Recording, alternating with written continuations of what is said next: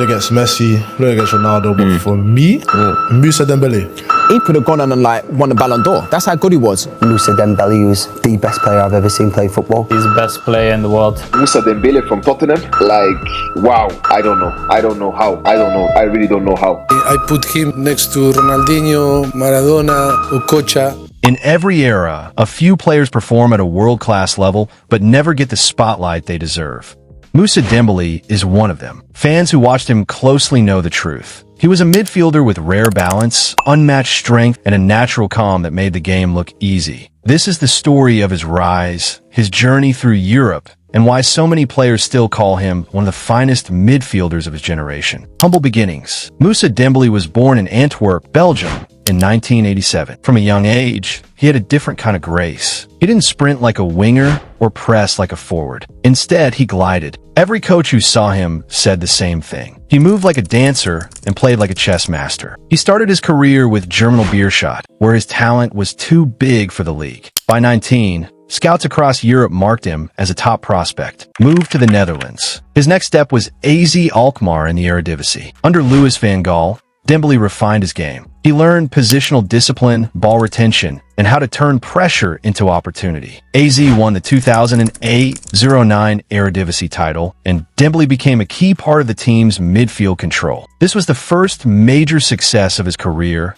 but for him, it was only the beginning. Premier League breakthrough. In 2010, Dembélé moved to Fulham. At first, he played as a forward, but everyone soon noticed that his real magic came from deeper positions. The moment that changed everything happened when Fulham played Manchester United. After the match, Sir Alex Ferguson reportedly said Fulham had the best player on the pitch. He was talking about Dembélé. A year later, Tottenham Hotspur signed him. This is where he became a legend among players and coaches. The Tottenham years. At Spurs, Dembélé evolved into one of the best midfielders in the Premier League.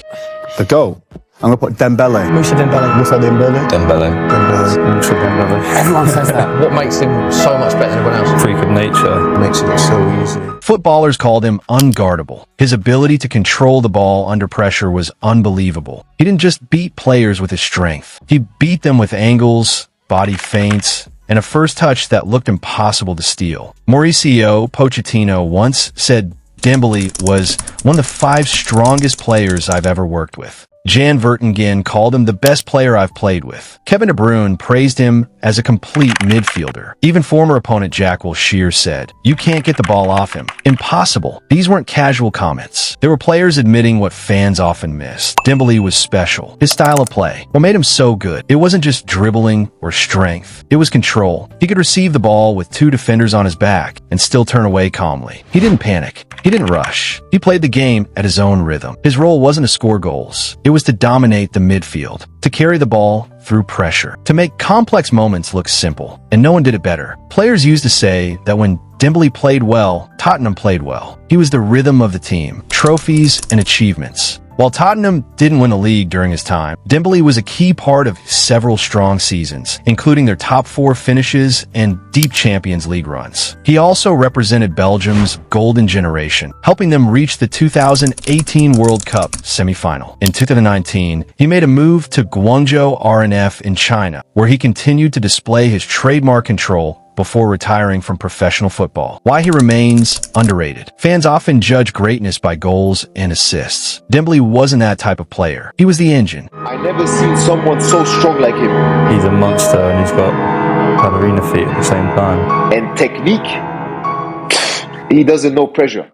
The balance, the calm in the chaos. The player who glued everything together. Teammates and coaches appreciated him because they understood football at a deeper level. They knew how rare it was to see a midfielder who could dominate duels without fouling, dribble through a press with ease, and keep possession under any kind of pressure. Dembélé wasn't loud. He didn't seek the spotlight, but the people who shared a pitch with him still talk about him with respect. The legacy. Today, many young midfielders study his game. His clips are used in coaching sessions. His dribbling style, balance, and footwork influence players who want to control the midfield with intelligence instead of speed. Generations from now, Moussa Dembélé will be remembered not by the headlines, but by the players who felt his presence firsthand. They'll say he was one of the greats, one of the purest midfielders of his time, and one of the most underrated players football has ever seen. If you enjoyed this story, make sure to like, share, and subscribe for more football documentaries.